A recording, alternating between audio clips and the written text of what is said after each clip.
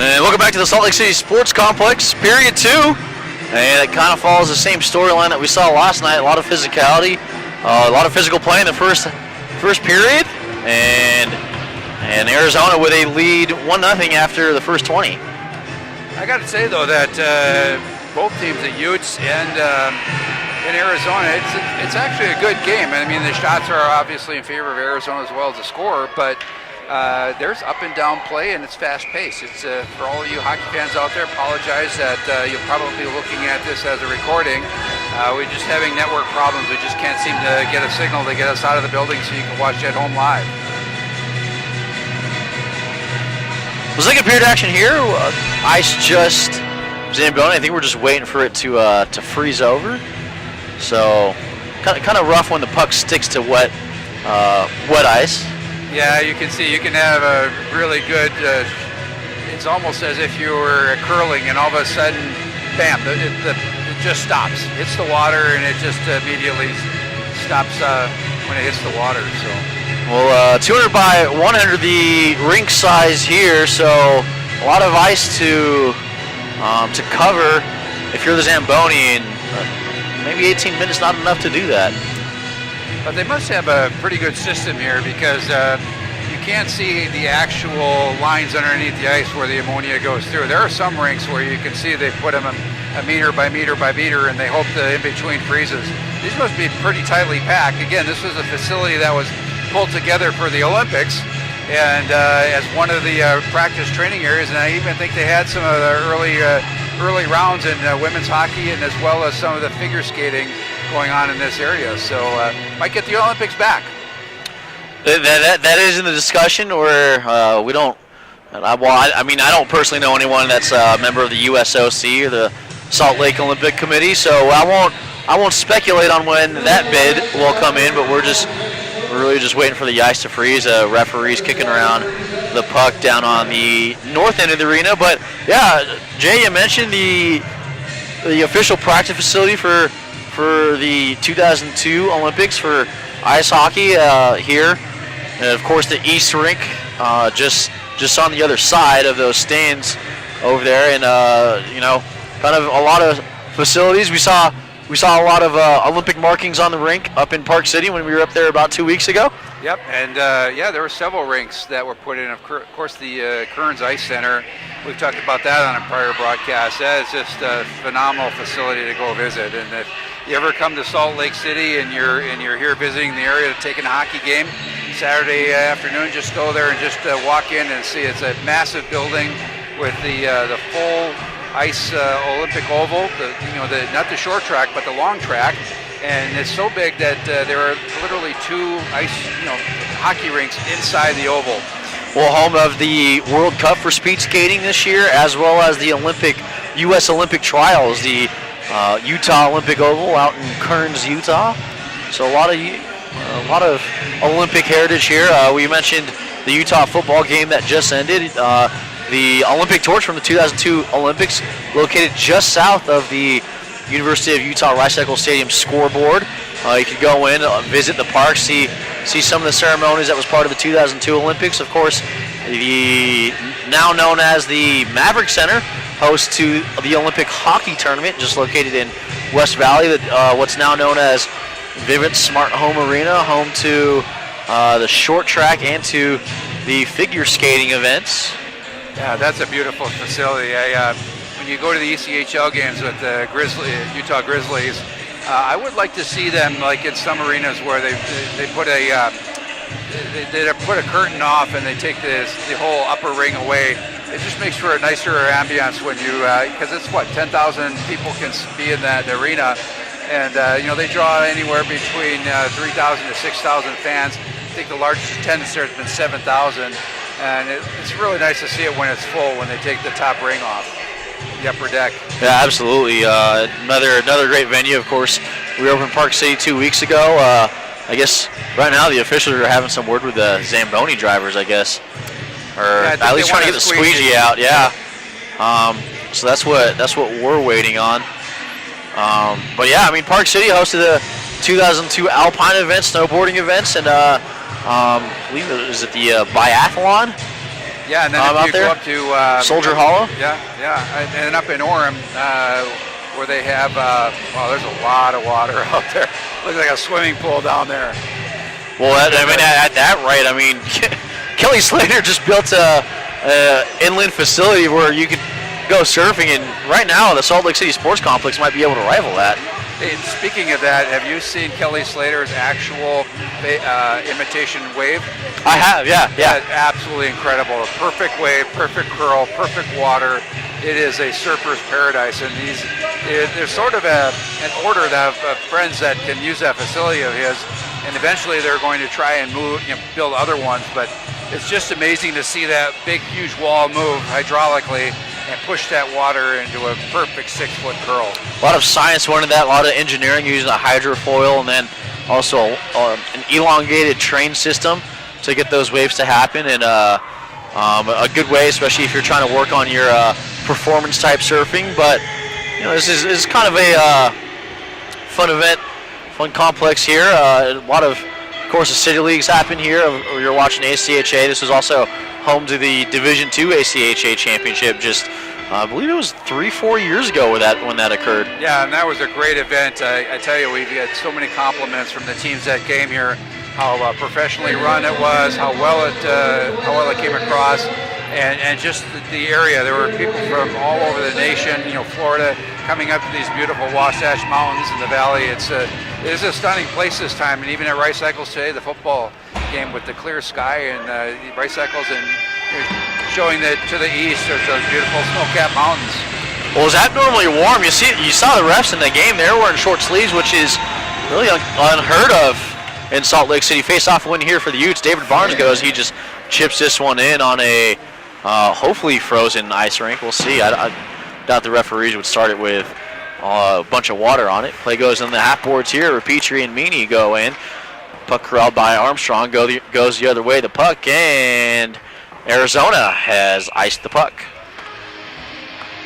I think the biggest disappointment I heard from the Division II tournament was that Missouri State brought their skis and snowboards. And that year was abnormally warm across the western states, and Park City wasn't open, Snowbird wasn't open. There was no snow to be found in the Salt Lake area. Some days some seasons you get lucky. Last year was a phenomenal season. They didn't quite make it to 4th of July, but they made it all the way to the end of June up at Snowbird. That's just too much right there. Playing Sioux here, Utah. Well, now it's brought out of the zone and coming right back in. I believe that is Doug Meyer. Excuse me, Brett Meyer. Get my first names confused. Apologize to Brett. Now Pendle from the point. Shot off the skate. And it was soccered by an Arizona player. Now just dumped right back deep where Arizona gives chase. Also on there is Birch. We tried to circle around, give it to Fornelius. Now soccered up and out of the zone. Well, this is where what we talked Lieberknecht about in between periods, or at the end of the first period, is let's get some zone time and get some puck possession. Now Armstrong behind his own net was, Utah might have. We touched that. No icing.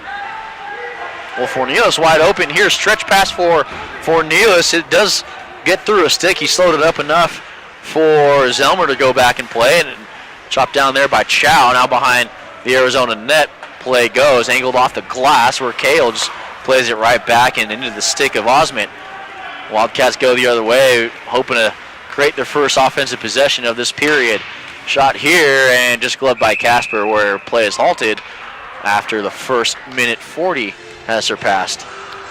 I've only dressed as a goalie once. It was for appearance against the Pee Wee team. And I tell you, the athleticism that these goalies have, I was tired after the opening warm-up. Goalies tend to usually be the most athletic and the most flexible out on the ice. That describe you, Jay? Well, when we were kids, that was in the days where the least athletic one, when you're free skating shinny hockey, you put him or her in net. That's not the same anymore. They're usually the better athlete on the team. Play here in an Arizona game, two on one. Back the other way, and I don't know how Arizona didn't score on that. Yeah, that was just a snow angel job by Patrick Casper. Keeping it out. Meany the other way. Barnes, a goal! 10-2 tape, and it was Banks. Back door open. Beautiful setup. Everybody was watching the player come down the side, and that lateral, that's what we were looking for. More lateral movement, get the goalie moving side to side. That's how you're going to beat this team. It's not going to be just coming straight in downtown and shooting it. Well, Austin Wilson really had no chance there. Oh. No, his defenseman just left him. Face-off win here, Pendle and Lieberknight D to D. Now back to Pendle up in front. For Sewell. Sewell just tried to guide this one up ahead where Wilson will play it behind. Activating or thinking about activating was Lieberknight. Now he just kicks it up ahead. Reed Hunter in the lineup tonight. He keeps it in and it goes past Lieberknight. Icing waved off as it might have glanced off of Tristan Lieberknight. Now Casper leaves it for Lieberknight. Had to play it back. And off the corner board, or the Zamboni doors in the corner. Now up for Sewell. Taking a stick off the glove and a healthy hip check there. Applied by Trey Kearns. I think Sewell knew it was coming, but he just didn't have enough speed to play through that check. Want to wish everyone a happy Veterans Day today, and thank you for spending part of your evening with us. Hope you've had an enjoyable day so far. Back for Cahill behind his own net, and missing the attempt there was Meyer. He had a wide open net. Shot here went off a stick and a souvenir over in front of the participants on the treadmill. Meyer had just a beautiful scoring opportunity there. He brought it to his backhand, then to his forehand, and the backhand just missed. That's two that Arizona's missed. It could very well be 3-1 right now. Unless after the first 3:17. Well, there is they always say we did or did not get the bounces, and for the first 5 or 6 games, Utah never got the bounces, and maybe their luck's changing. Well, someone told me that good luck is when preparation and opportunity meet. Well, sometimes, I think a lot of coaches will consider good luck being well prepared. No, it's what's the saying that they have in hockey that hard work outworks talent when talent won't work hard. The old Vince Lombardi quote, yeah. Jay flexing his Midwest mind tonight. There you go. Although Vince Lombardi, rival coach of the Green Bay Packers. Playing Sue's here, Arizona in deep in the Utah zone. Out of the point, and just going to get this one in the corner where Newfield was looking to play it. Angled off the boards, but kept in here by Allen. Now Allen below the red line, looking for a couple Arizona players up at the point. This one shot wide and off the stick. I believe that was of Guy Petrie. Now Petrie, who's trying to help the Utes get this one out of the zone, and now does over the stick of Brett Meyer, and we'll go for icing. There's a lot of hollering out on the ice. I wasn't sure if the linesmen were going to wave it off or not, because there were a couple opportunities to touch the puck, but really not close enough to wave it off. Well, he thought about it for a long second, and then decided to rule it was icing. I guess the ice sheet's still clean enough to where the puck will travel unimpeded and with regular flow. Get the physics majors out. Back goes Barnes, angled off the board, and kept in there by Larson.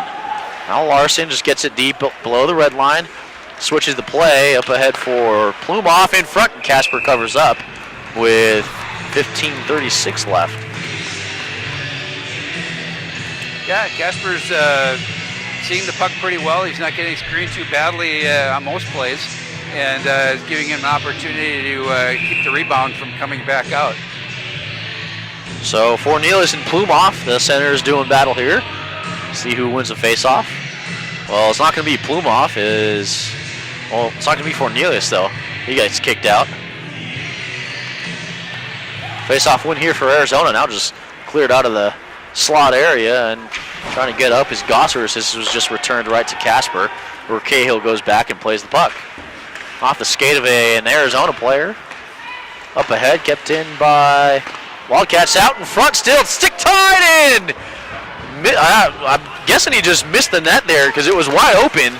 He just didn't open his blade up enough to get it up and over the plaids, and off it went. O'Brien angled off the boards. We're looking for Chow. Hopped off of his skate and stick. Now back the other way. Wraparound chance here. And Casper tackled. No penalty in front. Now switching D to D. Casper makes the save. Still, puck is still in front. And back goes Larson. Larson walking in. Trying to find an angle. Got the cycle going to out to the point and then coming back out. Good zone time by Arizona. Long shift here. Now Chow the other way. And this one swiped off of his blade. Now Chow takes a check and back for Pindle off of his stick. Now for Lieberknight. Lieberknight is shot. And a rebound in front. Glance off an Arizona stick. Now Lieberknight. Nice stick lift there, or at least a stick tie. Back the other way goes Meyer. Meyer goes wide and into the corner. Watched there by Pindle. Kind of pinned against the board, but he squeaks through Meyer. Now still with the puck. Watched by Pindle in the corner. Soccered up by Griffith. And Griffith just gets it deep. Back the other way for Meyer. Meyer near side corner. Finds a teammate. Arizona doing a good job just spreading the ice out. Shot here.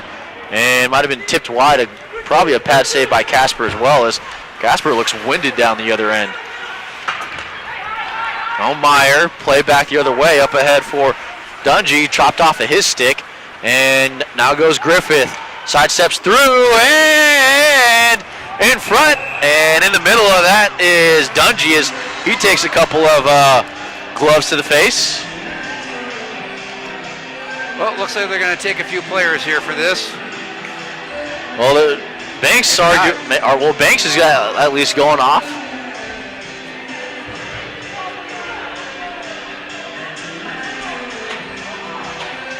Well, Banks, maybe King. No, but it's just going to be Banks. Oh. No, they're going to take it also. Banks and Dungy, yes. I thought Dungy was involved there. It's kind of a fair way to do it. Whenever the goalie has the puck, the opposing team is always coming in to just see if they can get something going and just put a little intimidation factor. And sometimes it's just better to walk away. They're going to take both of them. If it gets too bad, what's going to end up happening is they're going to take both. Well, I'm sure what these officials are trying to do, what the officials are trying to do is that they are trying to they're trying to sort things out here.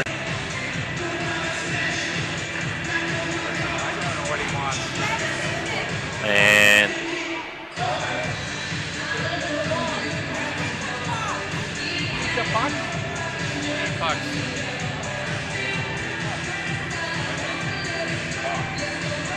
well, stoppage here as we're trying to sort this out. Arizona's coach, that's Chad Berman, who's just trying to get an explanation of what's going on. I think we're going 4-on-4.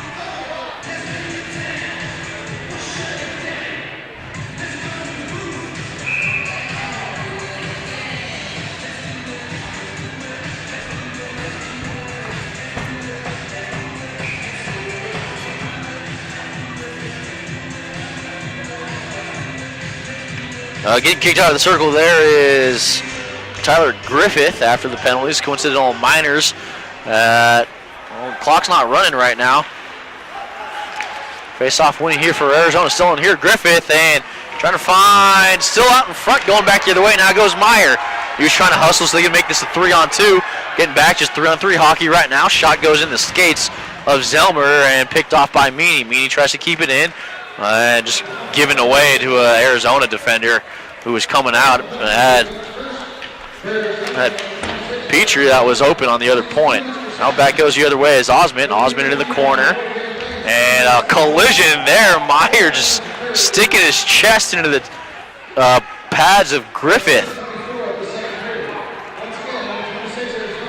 Now the other way, Meany just had to, that was Barnes who had to try to sidestep a couple of defenders. Back the other way plays goes Zelmer. And Zelmer being watched here by Barnes. Barnes was just harassing, now rubbed off by Birch. But doing a good job, shot in front, saved by Casper. And play halted with 1:26 left in the power play. Well, the problem is right now, one clock says 1:26, the other clock says 1:23. Now we're going to try to get these the clocks situated the right way. So it reads properly. You see 102 right now, 4-on-4.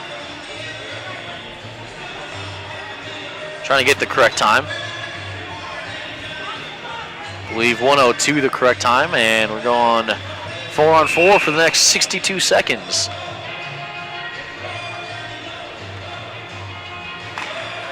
Pull him off, face-off win here by King. Now King tried to guide this one up to Birch.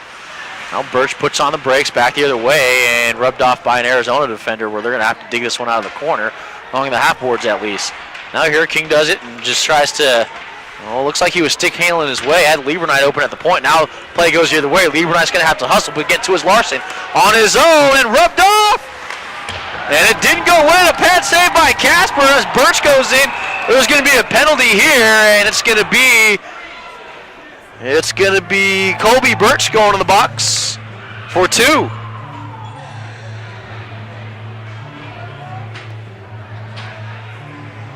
And it's going to be a board against Birch.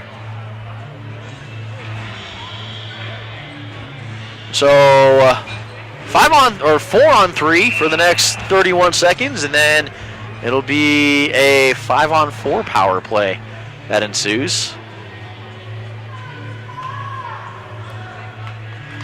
So a lot of ice here for Arizona, and so far they've kept good spacing here. Going back is Rowe.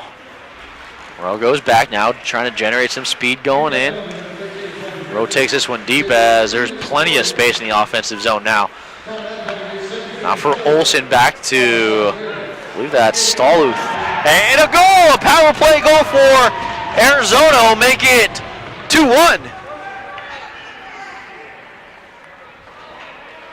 Well, that will negate the penalty here, so Birch will come out, and the Wildcats find themselves back ahead.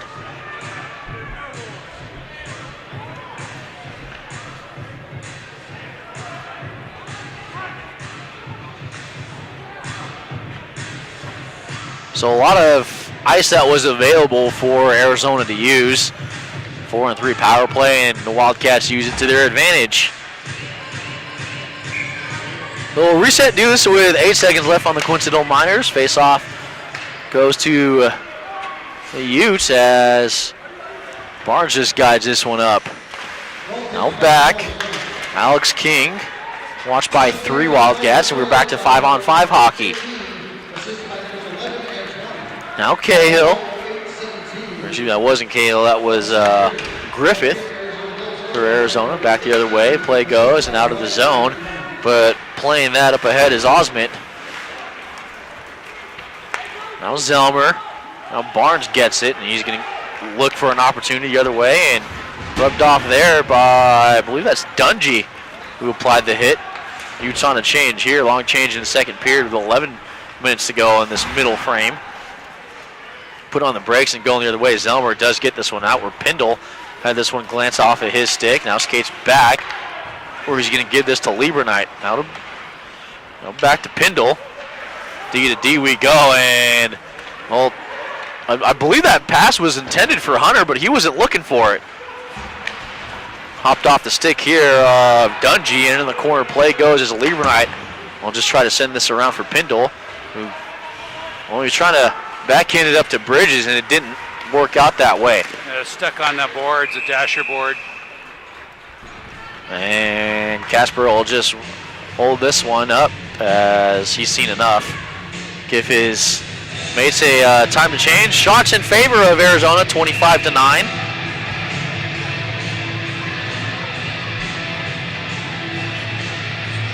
It's going to be Fornielis and Grandov for Arizona. Face-off win by Fornielis cleanly. And then have a D back there to help him out. Fornielis now goes in the corner to dig it out. Now Fornielis, this one's dug out by the Utes, up ahead, looking for Otto Chow. Chow had a stick handle and does, now Gosser's looking for Fornielis, who was crashing hard. Fornielis will just get this to the front of the net, and Chow was in front, but went off a couple of Wildcat defenders. Now Chow has to settle this, rubbed off and watched by Newfield. And, well, something happened in the scrum in front of the net. I guess Arizona is going to go to the box. Well, it's Gossaris and it's Armstrong headed that way. So 2 roughing, well, it's a high stick and a rough is what it is.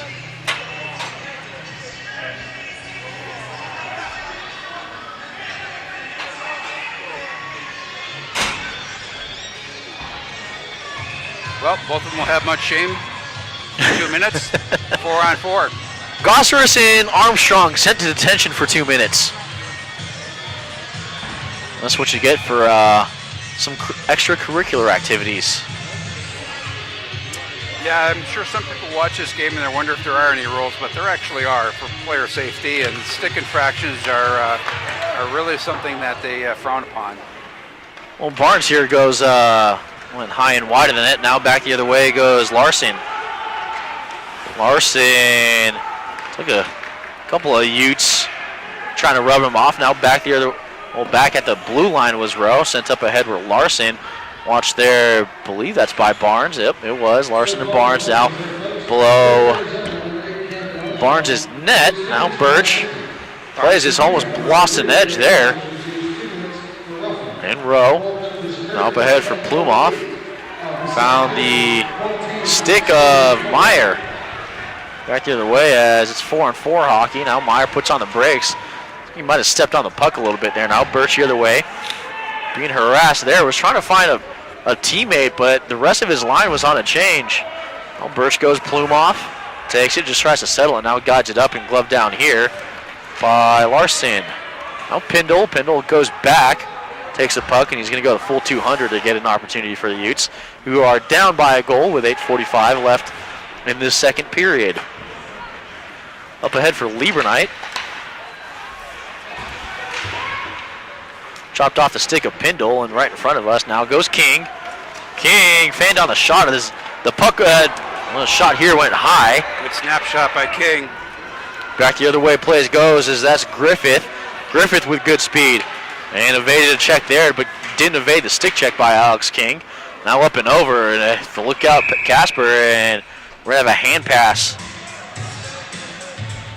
Yeah, for a minute there I thought he might have kicked the net off, but knock on wood, we haven't had that in this game. Haven't had the net pushed off. Both goalies able to see the puck and able to push off without taking the net off. We usually haven't had that problem as... at least back at the Salt Lake City Sports Complex. Face-off win here by Arizona goes in the skate of O'Brien.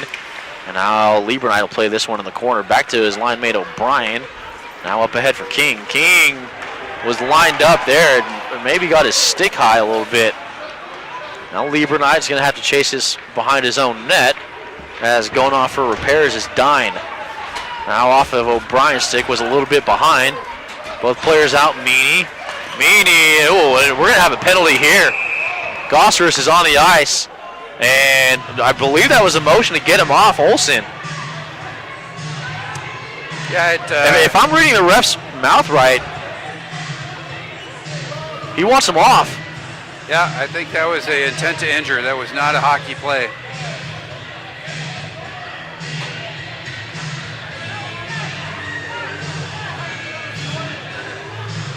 Arizona. Well, Olsen's out.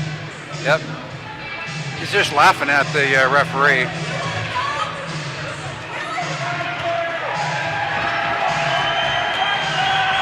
Well, Olsen's our captain, and right now, the assistant captain in Larson, or I guess in Osmond, is just yelling at the ref right now. As I mean, trying to fight for his player, but I mean, if the ref rules intent to injure, I mean you don't really have an argument when it comes to safety, and that's one thing that any commissioner will back the ref on. Absolutely. There's multiple discussions in which any commissioner, if they feel that a player is disqualified for a safety reason, coaches, you don't really have an argument, because I think these rules are in place for safety reasons, and that's why a decision is made, and that's why, as of right now, we've seen Olsen disqualified from the game.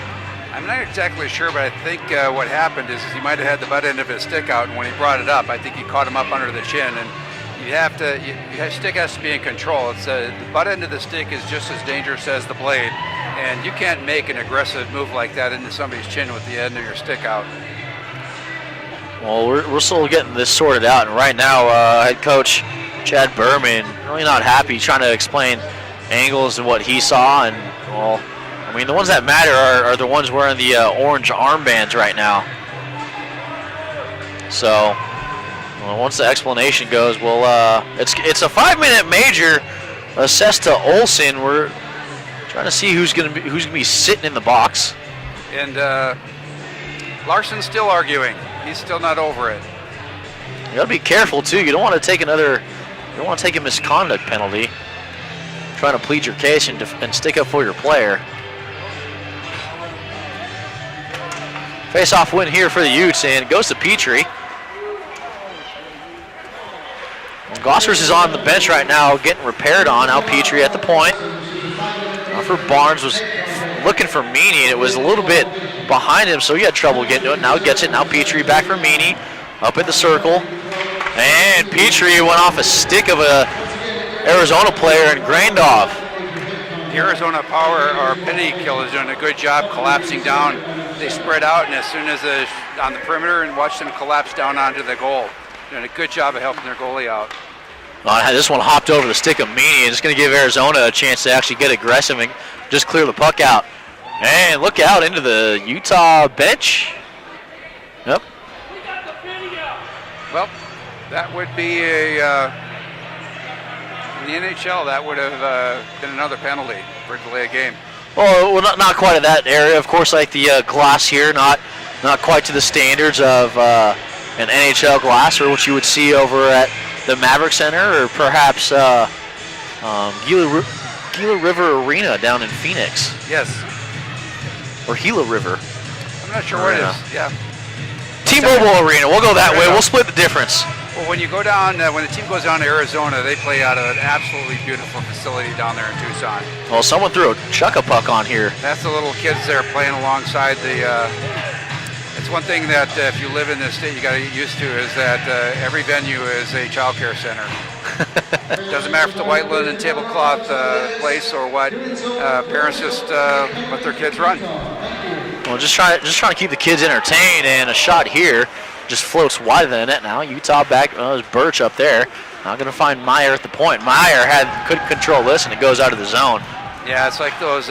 Took his eye off the puck and opened his blade up, and it skipped right over the top of it. Well, this has been a very opportunistic Arizona team that we've seen.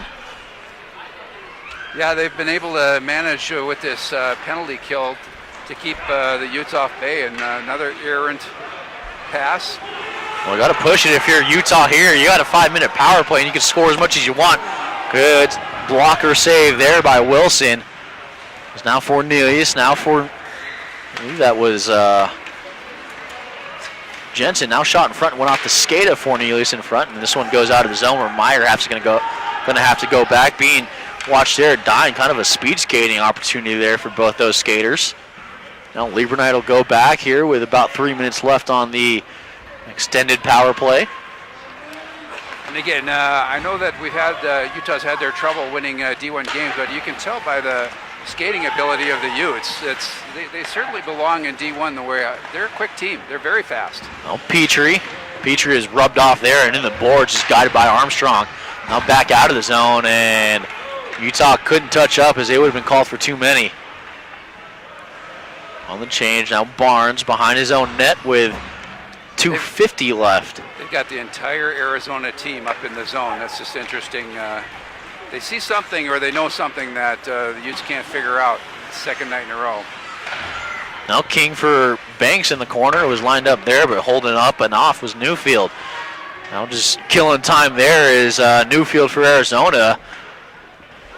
Most teams will not check on the power on the PK because that opens up almost a 3-on-1 somewhere rather than just a 2-on-1. Good job there by Arizona to deny Barnes. Now Meany, and this one went off a couple of Arizona sticks and into the corner. Now King for Banks in front. Banned on the shot. Just going to cover this one up is Wilson with 2:04 left. And the major assessed to, that was Olsen. Yeah, their captain. I think that's why the assistants were pleading their case. Captain usually is not involved in things like that. Again, just maybe a lapse of judgment or just an error that he didn't no intention, but ref saw it differently. Also, one of the hardest things to do is to judge intent. Like you see, one of the most controversial calls in college football, the targeting rule. Yeah, they're going to have to do something in the NFL too with that. They need to have something that head-on-head, especially with all the CTE that they're finding. We won't go into that. No doctors here. Jay, do you have a PhD? Maybe? I do not. Okay. Piled higher and deeper. Fornilus behind the Arizona net as play goes. 1:30 left in the major to that just Ryan Olsen. Ride. Nice tip in front. Like Birch. Shot here by Lieberknight goes wide. I think it found the stick of either Fornilus or of Osment. And this one, look out of the glass. Back goes Casper in 104. And this will be huge for Arizona if they could kill off the 5. That gives your team a lot of momentum. Kind of just elbowing that puck up with Zelber. Now back the other way goes Banks. He's going to need to start get going here. And a shot. Wilson had trouble settling this one down. Now Petrie, D-to-D pass for Barnes. Barnes shoots, and it goes wide off the skate of Banks. Now for Petrie. Petrie shot this one, and a good job there by Griffith just to get in the lane with the last 30 of this power play. Couple of slashes there, and Petrie still having trouble getting this one out. Blumoff doing a good job there, applying a check. Playing huge on the boards with 16 left. Arizona just wanting to kill whatever time they can left. Now back the other way. Good job of it. Very effective job of it. Now King. King puts on the brakes. Come up as Banks. Pad save there by Wilson, and back door open was Meany. Now back the other way as the penalty has expired.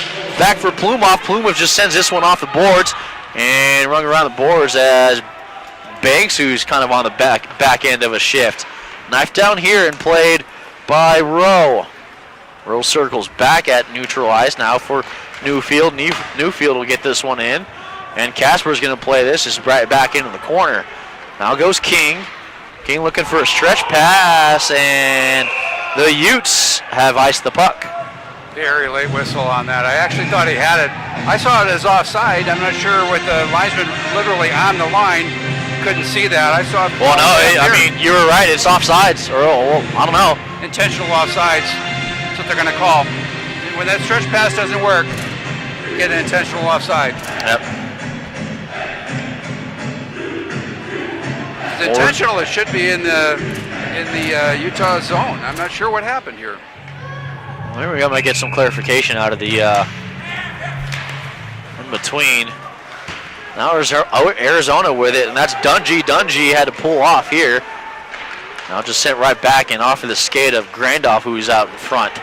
Back the other way goes the Utes, and O'Brien kind of behind of Chow. Chow will just dump this one in as Gosseris gives chase. Now for a Wilson collision behind the Arizona net. Now played back and going back to get that is Armstrong for Arizona. Angled off the boards where Pendle takes it at the point. Sends it back in where Brian's watching before he makes the decision. Now the puck there and just guiding it back in. Past the stick of Jensen. Now Fornilus. Fornilus backhand attempt. Shot goes by the net. And Lieberknight had trouble sending this one down. Going the it's Gosseris here who's involved with it, and got tangled up behind the play. So Gosseris and Grandov, some of the parties involved. Newfield also, as Gosseris is going to. Well, Gosseris is getting 2, and so is Newfield.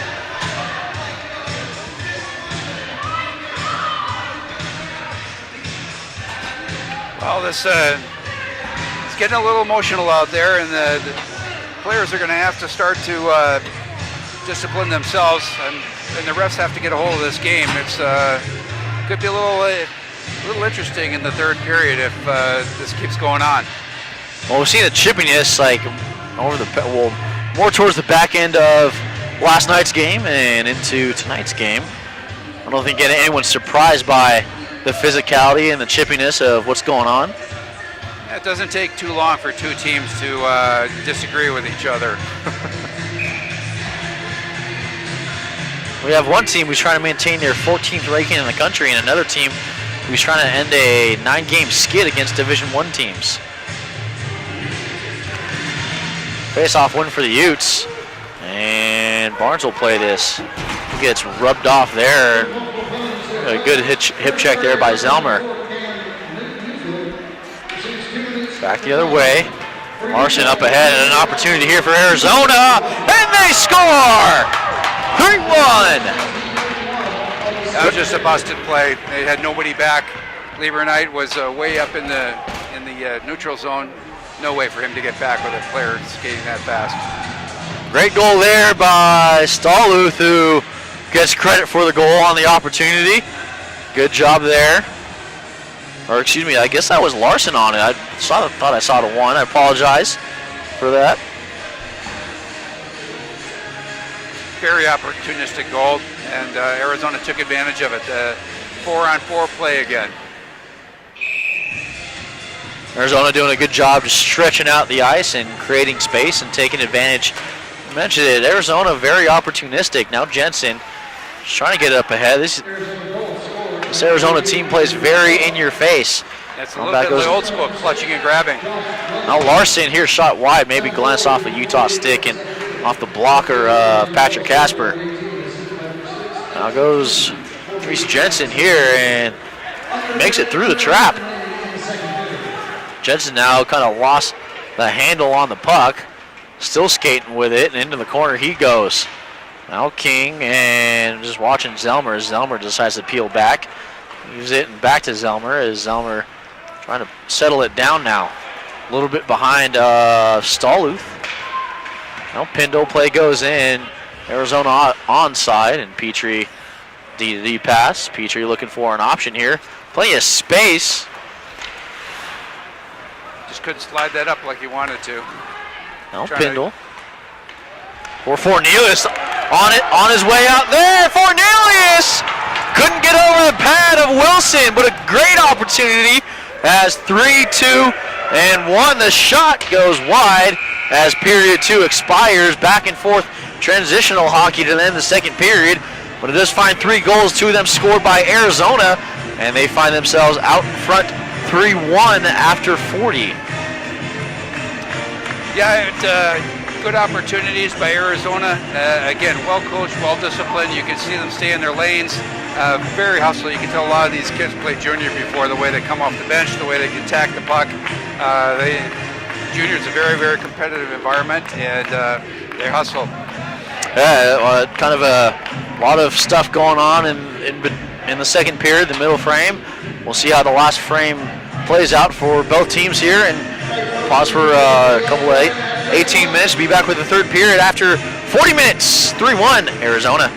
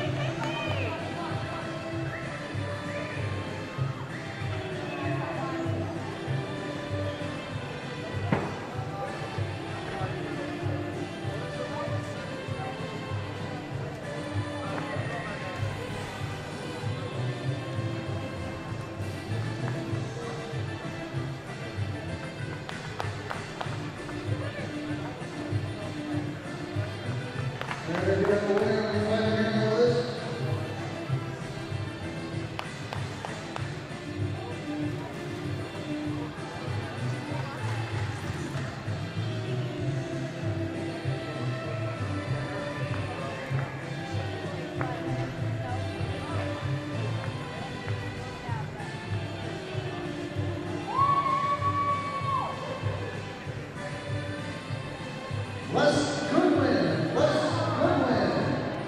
Puck number 112, you are the winner. Go up and see my buddy Andrew up there at the ticket booth. He will get you your dollars. Thank you everybody. Direction, come see me at every Sunday bringing me a prize, and I'll give it to you.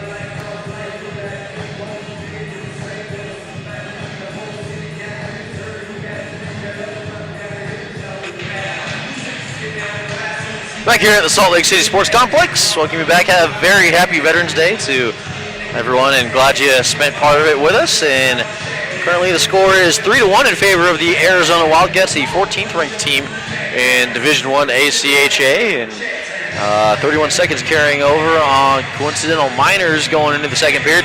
We did get the DQ on Ryan Olson. He was disqualified for a hit to the head, which was the ruling, and unfortunate because now the captain of Arizona is out for tonight's game and the game after. Yeah, I'm not sure I haven't looked at their schedule to see who they play next, but that is a blow. I mean, they get the C on their sweater for a reason. They're leaders of the team, and it's unfortunate that he's out, but the refs saw it as a dirty play, and that's how he's off the ice. Not 2 minutes, it's a full 5 and a misconduct and disqualified. Well, you mentioned that the part of the reason is for safety, and the main reason for that being installed is a safety reason. And again, you can't really argue a whole lot when it comes to safety, especially young parents and parents of young children who are playing the sport. They'll quickly realize that the game's played at 30 to 35 miles an hour, maybe even sometimes 40, depending on how fast these guys are skating. But a collision like that we talk about these students and these players, and they're student athletes, and we can't forget what the first part of being a student athlete is.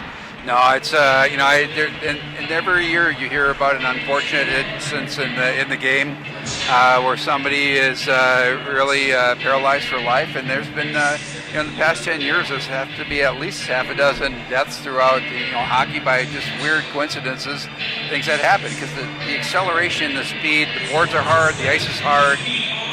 It's just a really, really aggressive game. Well, not just this sport too. You think of other sports. With football and of course with soccer now, and you don't really think of soccer a whole lot, but you think about the headers that goes on and a lot of the 50-50 balls where people meet. A lot of opportunities for concussions to ensue, and again, we're just waiting for the water to be swept off the ice or to freeze, one or the other. Back to the standard change here that we've seen in the first period, but before we start the third period, adjustments that you might think both teams might need to make. Obviously, Arizona with a 2-goal lead, you've got a whole lot of adjustments for them, but maybe for Utah's end, what's something that they can do to at least gain the first lead here of the series? Well, one of the things is their power play. They constantly go on the perimeter. They don't have people in front very often, and they don't hang out of the puck. And aggressiveness, it'll only take a couple of times to get this aggression out of Arizona because they're playing so tight that it's easy to get the puck behind them, but I'm not sure what tactic or strategy they're just not deploying to get that penalty kill to be less aggressive. Well, for Meany, went off of his stick, and now Meany's going to give chase. Crawled by King, now goes the other way where Lieberknight will take it from the point. Now up and sticked away by Wilson, and going to the corner is Rowe, being watched by Child. Sticks gets tangled up there, kept in there, shot. Stick saved by Wilson as we go back to 5-on-5 hockey. Now back the other way, Rowe up ahead for Stallhuth, and Stallhuth goes up and shot wide of the net. Still on the back as getting the puck there is Larson, now shot up and into the netting as play is halted. Faceoff will still remain in the Utah zone to the stick side of Patrick Casper. One player I've been watching for Utah the last 2 nights is Tristan Lieberknight. That guy is a very, very steady D-man. He's always involved in the play. He knows when to be aggressive, and he knows when to play defensive defenseman, and great addition to the team last year. It'll be fun to watch him the next couple of years. Back here, and the Utes go as King will have to, that was Meyer who had to angle it off the boards. Now back the other way. Take pass to Plumoff. Plumoff now, and a shot here by Larson. Fanned on it, kind of went off the heel of his blade where Jensen goes back and play it. Jensen circles around now for Meyer, and Meyer just got this one up ahead. Far side there for West. Now Meyer trying to generate some speed through the neutral zone. Shot here, pad saved by Wilson. So up, and it goes wide. And back the other way goes Arizona. That's a good idea at the last minute. Meyer made his move. Now Meyer, the other end, no relation. Max Meyer in front of the net, and Casper just keeping the puck in safety, trying to keep this a 2-goal game, and for the most part, Patrick Casper's played a pretty good game on his end against the 14th ranked team in the country. He's giving his team a chance to win this hockey game. That's what you want from your goalie. Just give us a chance.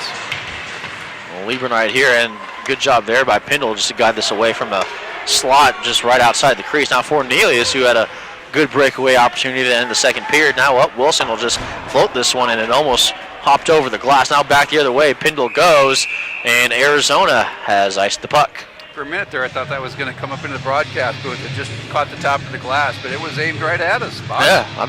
Did you say something about Austin Wilson? No. Past couple of nights? Where No. No, I'm overly complimentary. I shouldn't say overly. This is a good Arizona team. It's going to be fun to watch them the rest of the year. See where if they can advance their position, but if they hold here, they'll definitely be in the playoff hunt.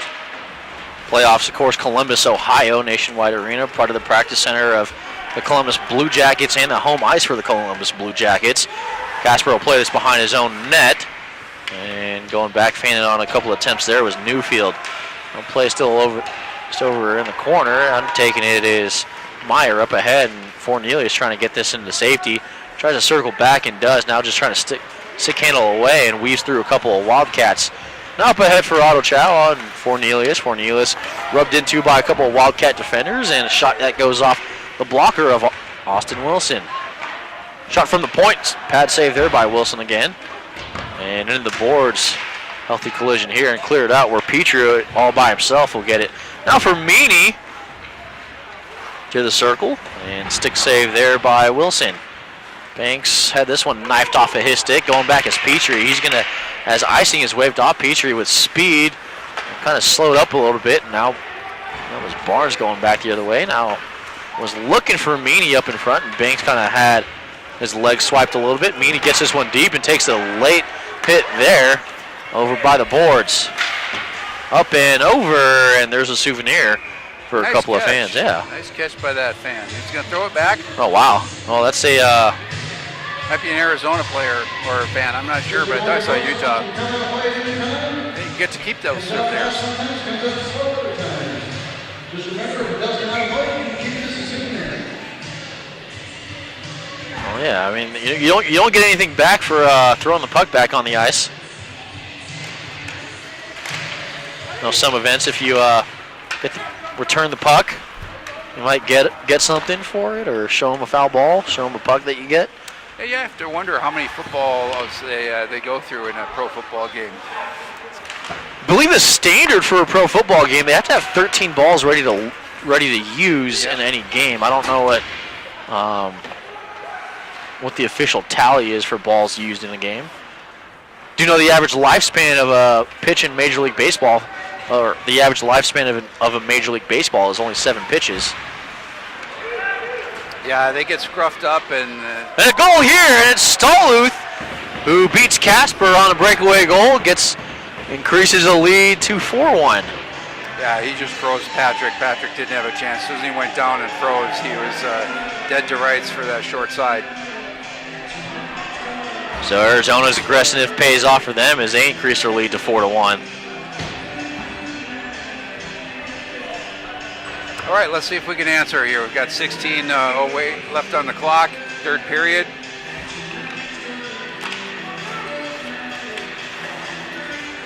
And think about it, a lot of the established programs here in the ACHA. Arizona, one of them. Of course, their rival Arizona State has a NCAA team. Back the other way, play goes for Larson. Watched there by O'Brien. Now play goes in the corner as O'Brien tries to get this out now. The play is looking far side for a Wildcat there. Couldn't find anyone there. Went through a couple skates of a couple Utah defenders. Now into the corner play goes. Otto Chow tried to get it out. Now back to Larson. Larson for Stahluth, who scored the goal. Now Stahluth opened the slot, had that one sticked away where Fornelius, so I have to circle back. Watched by Stahluth and puts on the brakes right in front of the near boards. Went off the maybe the knee, the inside of a pad at least on Bridges, as sends this to the far corner, and retrieving that puck is Armstrong. Up ahead and found the tape of David Barnes, and Barnes couldn't keep it. Yeah, the Utes are a little bit back on their heels right now after that. Took a little wind out of their sails, and let's see if they can pick it up here a little bit. Well, kept in by Petrie and had to hop up. It was a rolling puck. So I came out. Now, good job there just to get this one deep in. Finds the glove of Austin Wilson with just under 15 minutes left to go in the third.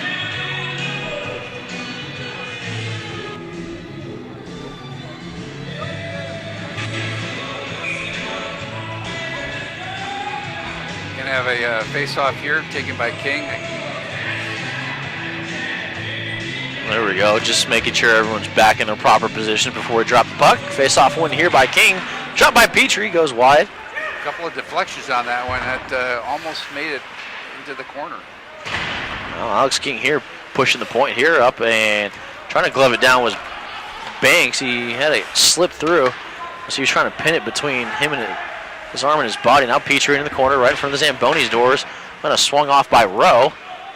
And now Meany. Angled off the boards, and this one will go. Going back to play, it is Kearns. Well, Kearns finds the stick and just got it up as Dine. Onside play here as Lieberknight sandwiched between a couple of Wildcats. Sent out in front. And a good clearing attempt there. Good. Get the puck out of the area. Rowe goes back D to D and off of the backside of the goal. Up ahead for Dickinson. Now for Meyer. Meyer takes a couple of shoves up along the half boards and now goes, looks like Birch. Now Jensen and Birch. Back the other way goes the Wildcats. Good stick there by the Utah defenseman as Birch now will go behind his own net. Fanned on the pass. And now we'll just go into the far side corner. Well, finds a stick of Myers going the other way is Jensen. And Jensen with a shot here, one off the pad of Wilson. Wilson doing a good job of getting big tonight. Well, we saw a jersey pull there the other way, but refs decided to just let that one go. Up ahead here, and a breakaway opportunity for Osmond. Osmond shot well high over Casper, over everyone. Kept in here by Dungy and played in the corner by Dungy. Now goes O'Brien. O'Brien plays this one back behind, and now up to Jensen. Jensen was looking for Bridges. Is going to find Newfield. They're on the other end of the ice as Newfield tries to generate some speed. Off the skate of an Arizona player. That was Griffith. And Dime plays go. Now Cornelius. Sent back, and now the other way goes Barnes. Stretch pass here for Chow. And icing is waved off as Chow gets to the puck. Now just rubbed in the boards. There goes Otto Chow. And not without a fight, though. Absolutely. And the Utes have iced the puck. Yeah, tried to bank pass, but angle wasn't quite steep enough to be able to make it come back out to center. It just kept cruising into the Arizona zone. 12:24 left in the third period. 4-1 the score. Shots in favor of Arizona, 31-25. Yeah, it's again last night the shots were way higher. So again, the Utes have tightened up a little bit. It's just not quite being able to get down low enough to get that greasy one that they need. And here an opportunity for Arizona, and Casper doing a good job of just, well, he tried to cover it up and he just set this one in the corner. Play ensues back now. A penalty here, and on the floor is Petrie.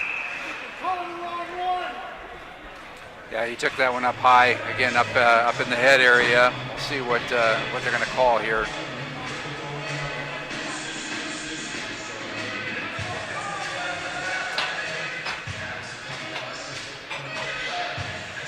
A little discussion by the officials to try and figure out what they saw. Well, going to the box is Dine. We'll see if, which to me is a little interesting because it wasn't stopped until Utah had the puck. Well, I think for player safety, with the person with their head down has no idea what play is going on, they're going to whistle that. I know that's not what Arizona wants to see when they have the puck, but when you got a player down like that, it's at some point there is some empathy for that down player to make sure nothing happens. Because if he takes a puck to the head, laying down like that. He has no idea. He's not watching any of the play. He's completely defenseless. So there's a good call. Well, we're trying to sort this one out right now.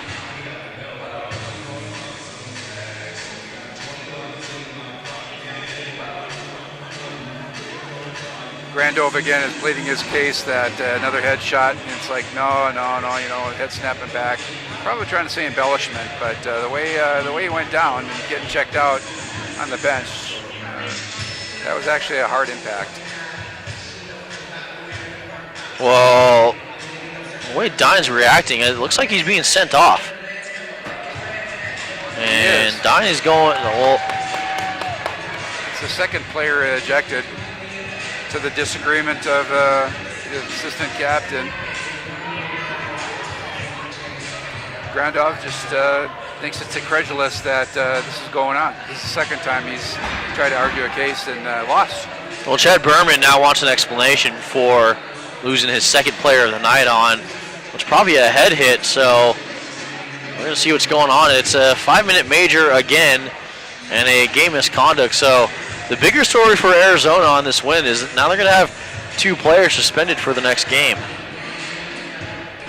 Well, we talked about it last night briefly, but you could see it, and if anybody goes back and looks at the tape, a lot of high hits by Arizona, a lot of high hits. And I don't know who they've been playing and who they've been getting, who's been letting that go for them, but getting it caught tonight. So Utah with an opportunity to put up as many goals as they can in a 5-minute span. As it's a 5-minute major, a hit to the head ruled against Griffin Dine. This again is where I was hoping that there was some discussion in the locker room how to beat this aggressive play, because it wouldn't take long. I mean, there's 4 on 5. There's got to be a tactic that these guys can use to spread it out so that they can't come in that close. But they're taking the space away very effectively. Now Jensen, who's watched there by Rowe and takes a shove. Now Rowe on aggressive. Birch involved in that play now and just sends it to the Lieberknight, kind of a late hit there. Now Birch goes after Rowe, and it's going to be a penalty against Utah.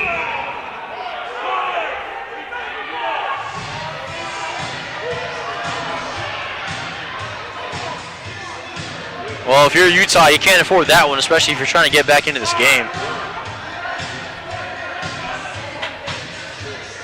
It's kind of a... Trying to ask, everybody's trying to figure out what's going on. Well, it was a cross-check, no doubt, and it was late and probably excessive as well.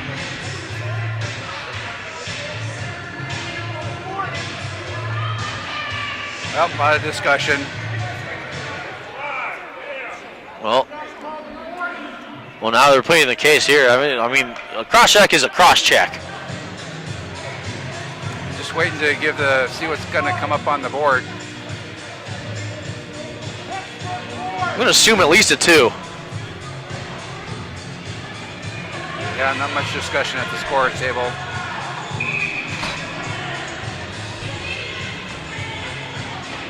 Well, they'll still get a power play out of this if at the end it'll be 4 on 4 for a while, and then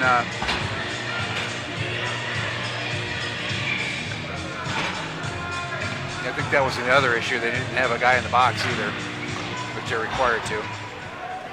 So 4 on 4, at least for the next 2 minutes here.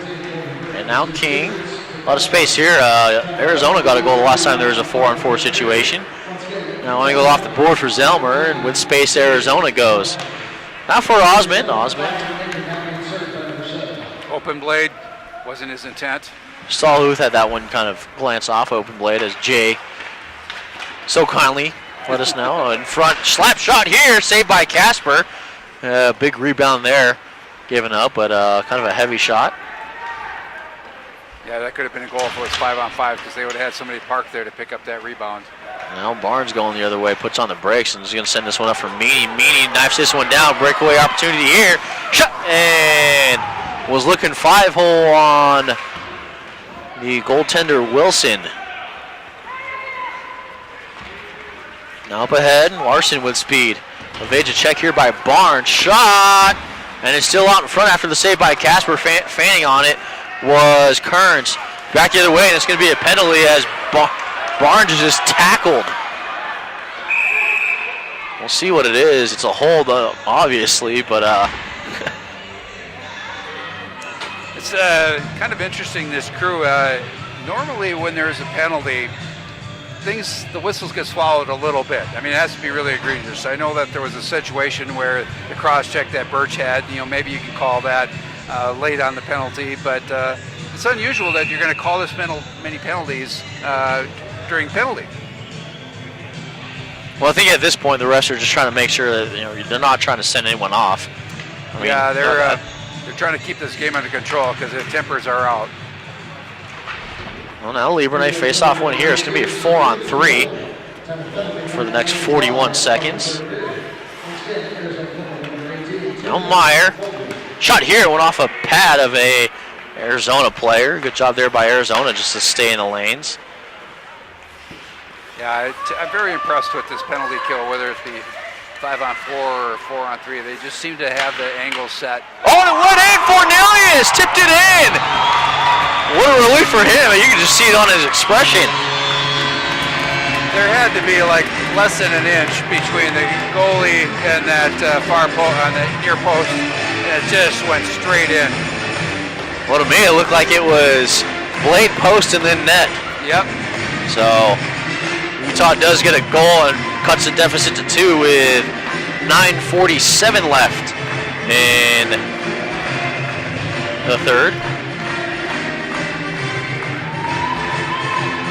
Well, I think Alex King trying to explain to the ref that he feels that it should still be a 4-on-3 power play, but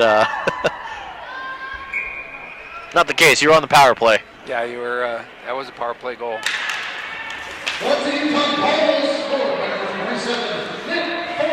Now Barnes here just gets this one deep, and Wilson gloves it as King is coming in. I think Wilson was just waiting for someone to come in. He was kind of looking at the ref like, hey, you gonna blow it? And King skated away. I don't know why Arizona took exception there. It's just like he didn't touch the goalie, he skated away. The whistle wasn't blowing, you skate till you hear the whistle. Well, I think Wilson was waiting for a Utah player to come in, so yeah, the puck would officially be frozen.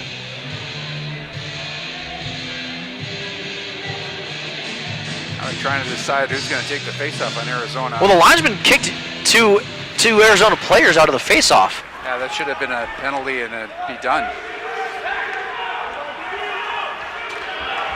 And Barnes, and now it's going to be a 5-on-4 power play here. And this is the one where Utah, and we are offside here. So this is part of that 5-minute major. So despite what happens on this power play, Utah, if they can get their power play rolling, they can score at will. 4-2, again, that 2-goal lead, hardest lead to hold in hockey. The way that the rules are written here, sure enough, face-off will come out right in front of the Arizona bench. A 5-on-4 for Utah. Now Birch had this one chopped away. Now Birch with a shot here, trying to go 5-hole, and a good job there to get cleared out as Meyer. Puck goes up and over, or Casper will go back, and Utah will have to go 200 feet with about just over 2 minutes left in this power play. That's become a 4-on-4 and then a 4-on-3, but did include a goal. And the Utes have iced the puck. Yeah, that was unfortunate. Birch was looking over his left shoulder, and his right shoulder, and the puck came up his left side. Just picked it out of his line of sight at the last minute, but couldn't catch up to prevent the icing. One left in the third. Shots in favor of Utah now, 37-31.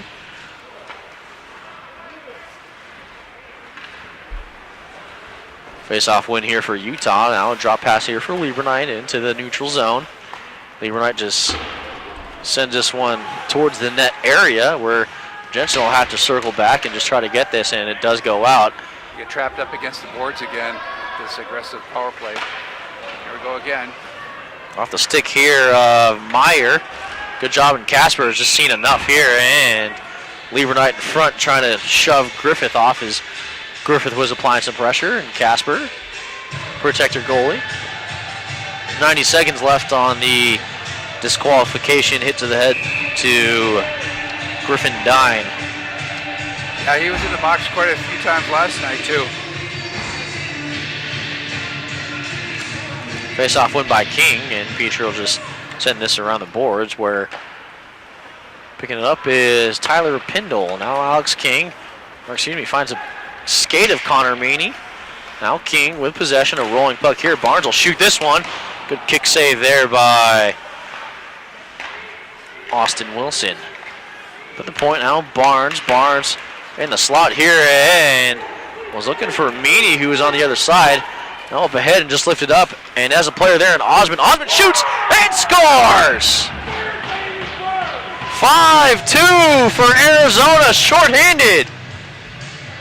Yeah, it's a little bit of a dagger to the heart, but again, everybody forgot about the player coming up the side, and everybody's puck watching, and came right in. Casper just kind of, again, frozen.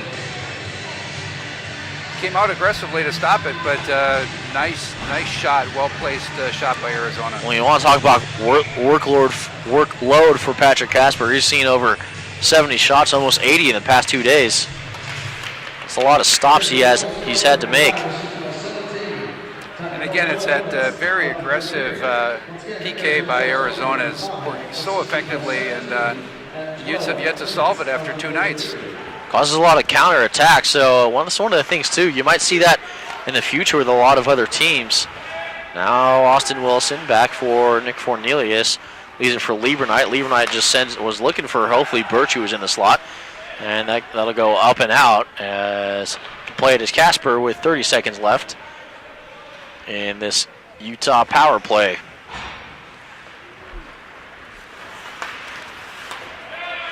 Got up ahead, and again, Arizona's ferociousness on the power play creating opportunities. They have the angles figured out, even though this isn't their home rink. They know exactly where to be to stop the get in those skating lanes and shooting lanes. Another way goes Jensen. He tried to stick handle past Armstrong, and now Arizona is back to full strength. Out of the point for Cahill, and a puck that was deflected down as Wilson makes a stop.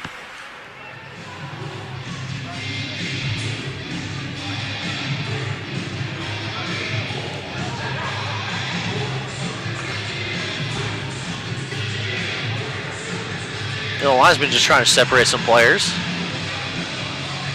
Arizona just can't keep their mouth shut. A lot easier to talk when you're also up ahead in this. Yeah. All you have to do is just look at the scoreboard.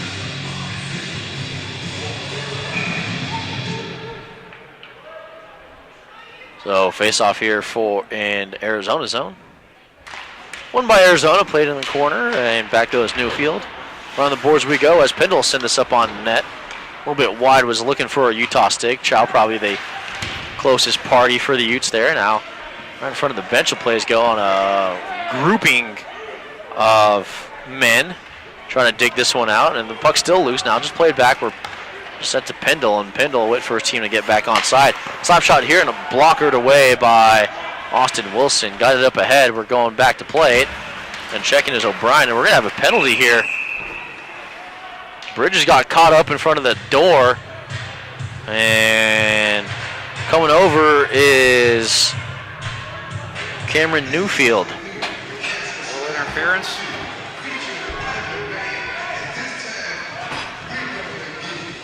Well, I wouldn't actually say that Arizona shouldn't have a complaint about being homered. They're just they're very aggressive, and they just can't, they're having trouble dealing with the calls on the ice. And I think, again, the refs are just trying to keep this as calm as possible in the last 6 minutes of this game.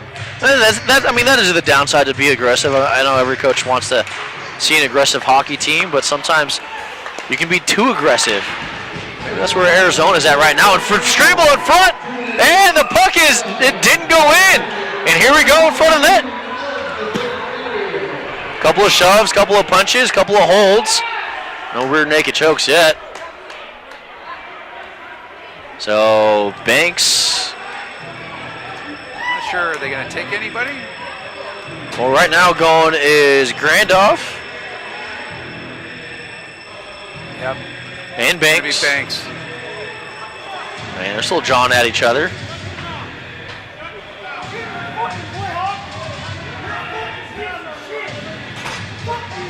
Might need to turn off the mics here. It's a colorful metaphors. So it's going to be coincidental roughing Miners at, we'll call it 17:51 of the third. Trying to decide who the better hockey player is still between the boxes.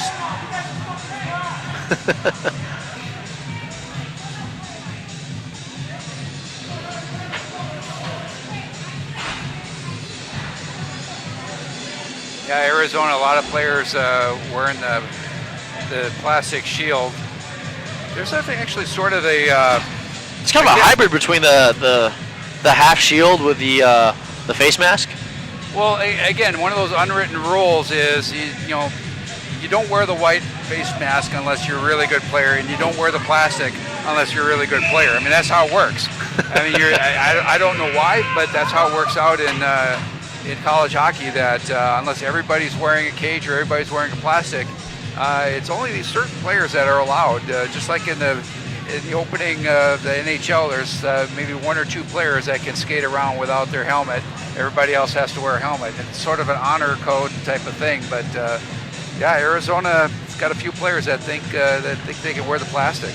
The old hierarchy of hockey. Yep, the unwritten rules of hockey. I've never read that book. No, it's not written down, so you can't read it. Be an interesting read. I think we're trying to get this sorted out at the scoring table just because a lot of stuff going on. And There's a little back and forth. oh well, Yeah, he's trying to tell them that they can't come. The two players that went in for coincidentals, they can't come out until they're 2 minutes. If there's no score, they can't come out of the box if the clock winds down, because 5-on-5, then it would be 6. So they have to stay in the box until there's a stoppage of play and their time's done. well, face-off win goes into the corner. It was taken by Arizona. Maybe won a little too cleanly. Now Barnes here looking for the stick of Gosseris. Now in, and still kept in there by King. King looking and just gets this clear, and a shot goes well wide in front of the crease. Now Barnes thinking about walking in, now just to the top where Petrie shoots, and it was into the skates of a couple of Arizona players. Now in front, scramble in front, and shot wide, hits the outside of the net, and Barnes doing a good job of keeping this in. Now Barnes shot here finds an Arizona stick, and this one is iced with 1:17 left in the power play.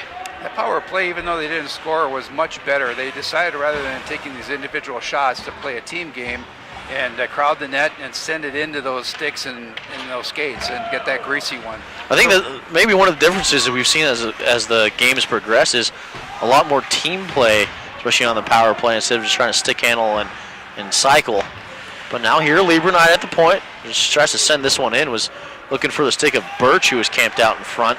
A little bit high there too. Now back to Lieber Knight. Lieber Knight shot here wide.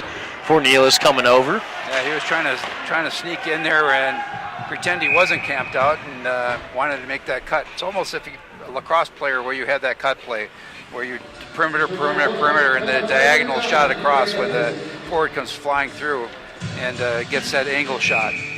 Well, one of the things that, I mean, you talk about too, like the spacing in sports, especially like arena sports and basketball. You see that a lot with players cutting toward the basket and getting an easy bucket.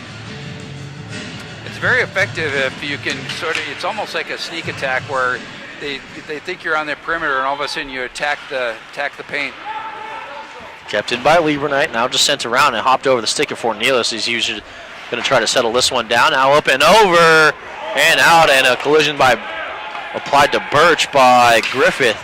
Now back the other way goes Jensen. Now Jensen, a shot, and into the crest of Austin Wilson, who put the clamp on that with 14 left. The glancing blow.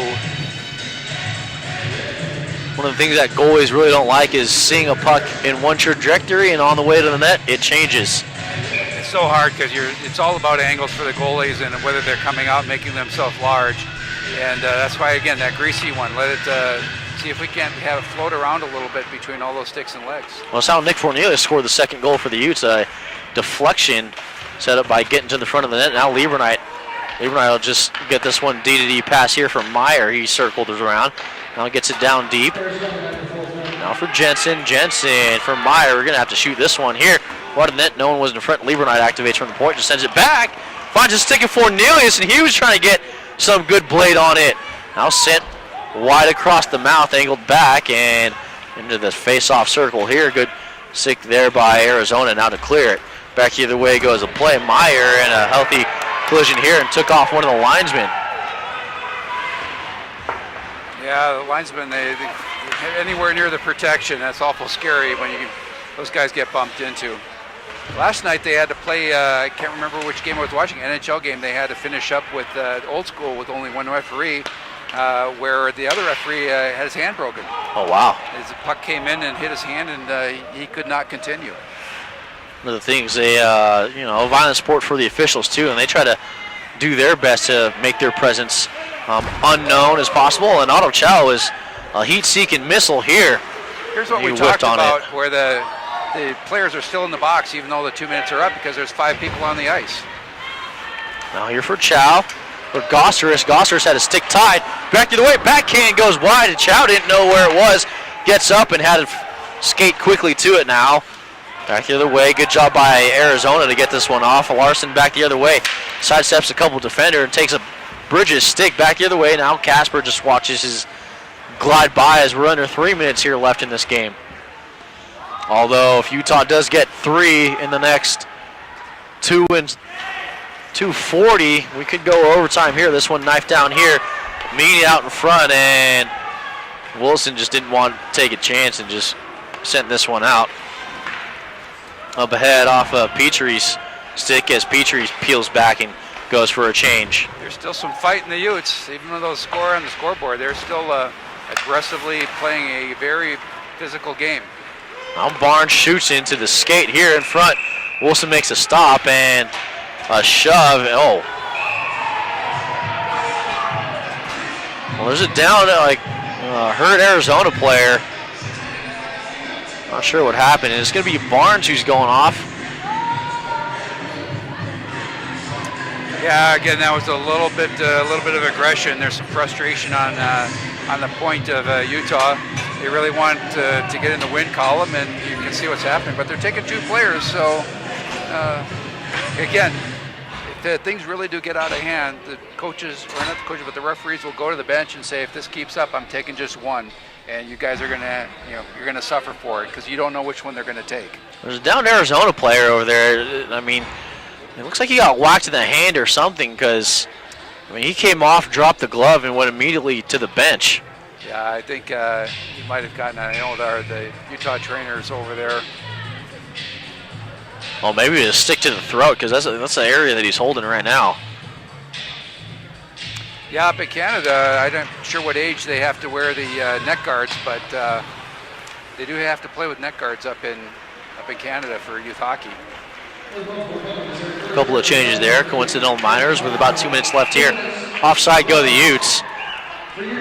But just before a shot was fired off by Arizona, so we'll reset with 2:01.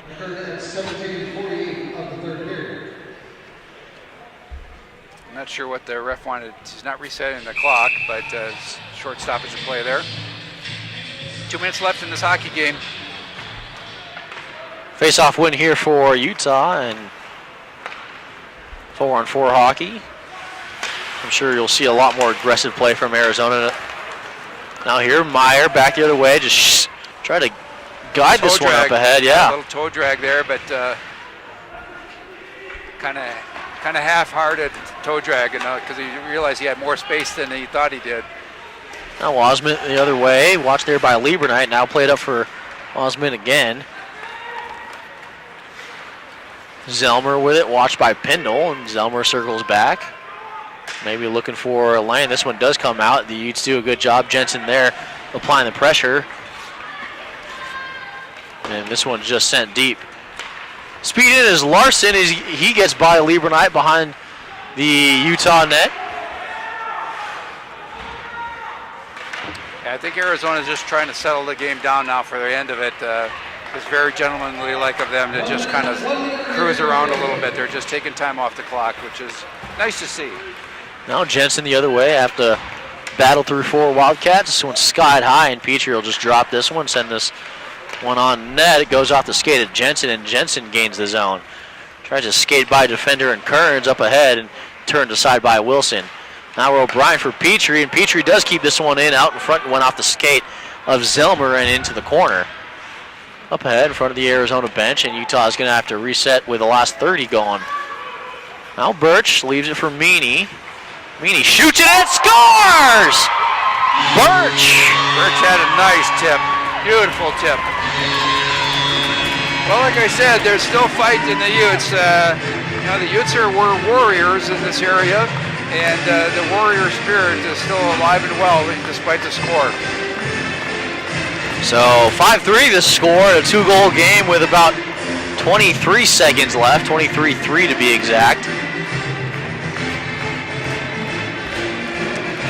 Well, it's nice to get that goal in. At least you go in the locker room and have a discussion. We're out shooting. This is the second night. We got outshot pretty badly last night. Here we are out shooting the Wildcats. All right, now currently 45-36 shots in favor of Utah. Now King behind the Arizona net. Play comes back the other way, and we will go 5-on-5 for the next 8 seconds. Now the other way, Allen in, and this one comes up, and King's going to have to go watch as Banks is over there. Now played, and that will do it for the game and the series. So a sweep here for Arizona as they come into Salt Lake City and take the first 2 of this homestand against the Utes. But, I mean, if you're Utah, you got to be, for the most part, the last 5 minutes, you got a couple goals back. You showed some fight. Yeah, if you're the coaching staff, I don't know if Arizona was playing a different game in the last 5 minutes because of their score, just to get out of here without anybody, things happening. But if Utah can play that physical game that they showed here in the last 6 minutes of this hockey game, it's going to make them much more competitive against D1. They've got to get aggressive. They saw Arizona constantly taking the space away, and that's something that Utah is going to have to learn here in D1, is to collapse that space between the puck handler. They're backing up. They're giving way too much room for the opponent to make a play. Collapse that space. I mean, it's just basic hockey. A couple of lessons here learned for Utah. I mean, and that's why you play good teams every week, especially as an independent. You try to schedule the toughest teams that you can. A little bit harder to do out here out west, but you play a couple Pac-12 opponents and lay the groundwork for the future. And unfortunately for Arizona, they lost a couple players that won't be able to play next week. But the main thing for them is they come out with 2 wins. Yeah, and so if I had to, what's your player of the game for Utah, and then what do you think stood out for the Utes? Yeah, that's kind of tough, a tough choice just to pick. But I'm gonna go with a goaltender in Casper. I mean, he's saw about almost 80 shots over the 2 games. And I think one of the main reasons he's been in here is because he's been doing a good job between the pipes, and it all starts with goaltending. And that's kind of where the base of the Utah hockey program is really good goaltenders that have coming through over the past decade. Yeah, and I would agree with that pick, although I would have a tough time between Fornelius and Tristan Lieberknight. Nick Fornelius,